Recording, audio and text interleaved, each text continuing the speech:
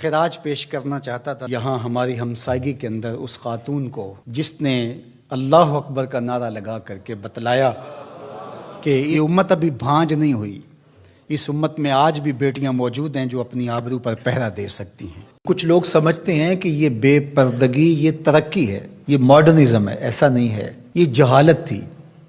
کعبۃ اللہ کا طواف برہنہ کیا جاتا تھا، تو برہنگی یہ جدت نہیں ہے، یہ قدامت ہے، یہ ترقی نہیں ہے، یہ جہالت ہے۔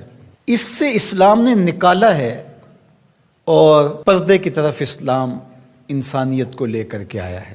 کان رسول اللہ صلی اللہ علیہ وآلہ وسلم اشد حیاء من اظراف خدرہا، کمواری لڑکی پردے میں لپٹی ہوئی جس طرح حیادار ہوتی ہے، حضور اس سے بھی زیادہ حیادار تھے۔ تو یہ ہمارا دین ہے، لیکن مغرب اور لادینی قوتیں جانتی ہیں کہ پردہ اسلام کا شعار ہے، اور انہوں نے پہلے اس کو کمزور اس طرح کیا جس طرح ایک رواج کسی نے کہا، بعض بڑے بڑے چینلز کے اوپر بیٹھ کے نام نہاد مفکرین کہتے ہیں یہ عرب کلچر تھا۔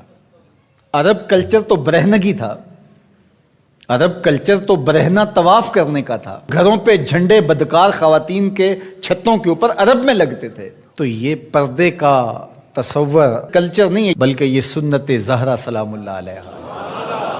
اللہ کے محبوب نے فرمایا ہر دین کی کوئی الگ شناخت ہوتی ہے، الگ پہچان ہوتی ہے، ہر دین کا ایک الگ نشان ہوتا ہے۔ تو اسلام کی وہ خاص چیز، وہ خاص نشان، خاص پہچان پردہ ہے، حیا ہے، اور اگر حیا چلا جائے تو پھر دین بھی چلا جاتا ہے۔ ایک روایت میں فرمایا حیا اور ایمان دو آپس میں جڑی ہوئی چیزیں ہیں، ان میں سے ایک چلا جائے گا پیچھے پیچھے دوسری شے بھی چلی جائے گی۔ تو لادینی قوتیں اس بات کو جانتی ہیں کہ اگر حیا چھین لیں گے تو ایمان اس کے پیچھے پیچھے اس راستے سے جو حیا کے چھننے سے بنے گا تو انہی قدموں پہ ایمان بھی رخصت ہوتا چلا جائے گا۔ تو لہٰذا ان کو یہ کہو کہ تم ترک ایمان کرو تو یہ تو کبھی راضی نہیں ہوں گے، تو اس لیے انہیں پردے کا ترک کروایا جائے، انہیں حیا کے جوہر سے محروم کیا جائے تاکہ یہ ایمان کے جوہر سے بھی محروم ہو جائیں۔ تو پھر انہوں نے کئی رنگ تراشے، کبھی کہا کہ نظر کا پردہ ہے، کبھی کہا کہ پردہ تو انسان کے دل میں ہوتا ہے۔ تو مجھے بتاؤ آج کا شخص جو شہوتوں سے لتھڑا ہوا ہے، جہاں شہوات کی گندی ہوائیں چل رہی ہیں، اس ماحول کے اندر اگر کوئی یہ بات کہے تو کتنی عجیب ہے، جس ماحول میں تقدس کی باد صبا چلتی تھی اور وہی اترتی تھی اور جبریل کو وہی لے کر کے آتے صحابہ نے دیکھا تھا، اور قرآن اترتا تھا اور قرآن پڑھانے والے سکھانے والے خود صاحب قرآن تھے، وہ صحابہ ان کو جب پردے کا حکم دیا گیا اور ان کو نظریں نیچی رکھنے کا حکم دیا گیا تو میں اور آپ کون ہوتے ہیں؟ جب ابو بکر و عمر کو کہا گیا کہ نگاہوں کو نیچا رکھنا، جب عثمان و علی سے کہا گیا کہ نگاہوں کو نیچا رکھنا، جب سیدہ عائشہ، حضرت ام سلمہ، حضرت میمونہ، حضرت زینب، سیدہ فاطمہ تو زہرا سے کہا گیا کہ تم اپنے پردے کی حفاظت کرنا،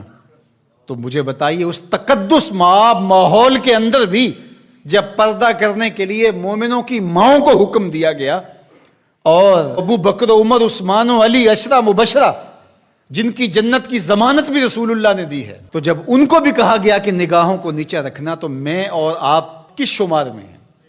تو یہ ایک نفس کی کہانی ہے جو ہم گھر کے بیٹھ کے کہا کوئی بات نہیں جی، پردہ تو دل کا ہوتا ہے۔ بحالت مجبوری خواتین کو گھر سے نکلنا پڑتا ہے، لیکن اس میں بھی اس کو تاکید کی گئی کہ تیرا پردہ کسی صورت کے اندر بھی ختم نہیں ہونا چاہیے۔ میں خراج پیش کرنا چاہتا تھا یہاں ہماری ہمسائیگی کے اندر اس خاتون کو جس نے اللہ اکبر کا نعرہ لگا کر کے بتلایا کہ یہ امت ابھی بھانج نہیں ہوئی، اس امت میں آج بھی بیٹیاں موجود ہیں جو اپنی آبرو پر پہرا دے سکتی ہیں، اور یہ حالات بتاتے ہیں کہ یہ امت مرنے کے لیے نہیں، قیامت تک قائم رہنے کے لیے پیدا ہوئی ہے انشاءاللہ۔ اس دبی ہوئی راکھ میں چنگاریاں موجود ہیں، جو وقت آیا تو شعلہ جوالہ بھی بن جائیں گے انشاءاللہ العزیز۔ اقبال نے ایک بات کہی تھی، اگر پندے ز درویش پذیری، ہزار امت بمیرت تو نہ میری، بطول باش و پنہا شو ازیں اثر کہ در آغوش شبیر بگیری۔ اقبال کہتا ہے اس فقیر کی ایک بات مان لے، ساری امتیں مر جائیں گی، امت مسلمہ تجھے زوال نہیں آئے گا، اور وہ کیا؟ بطول باش، بطول بن جا اور زمانے کی نظروں سے پوشیدہ ہو جا، پھر تیری آغوش میں بھی حسین ابن علی جیسے بیٹے جنم لیا کریں گے۔ ان کے جانشین تیری گود میں بھی پیدا ہوں گے. تو اس لیے پردہ ہماری شناخت ہے. آج جو کہتی ہیں جناب پردہ پردہ یہ کیا ہے، یہ تو کٹھ ملا کی اصطلاح ہے.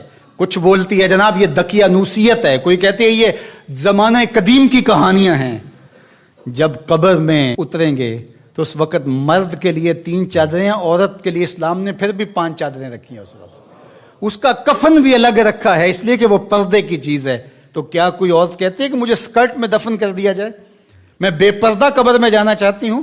اس وقت تو سب کہتے ہیں تنیاں بھی باندھ دی جائیں، اس وقت محارم قریب آ جائیں جو لحاظ میں اتاریں. تو اگر زندگی کے بعد بھی پردے میں لپٹ کے جانا ہے تو ساری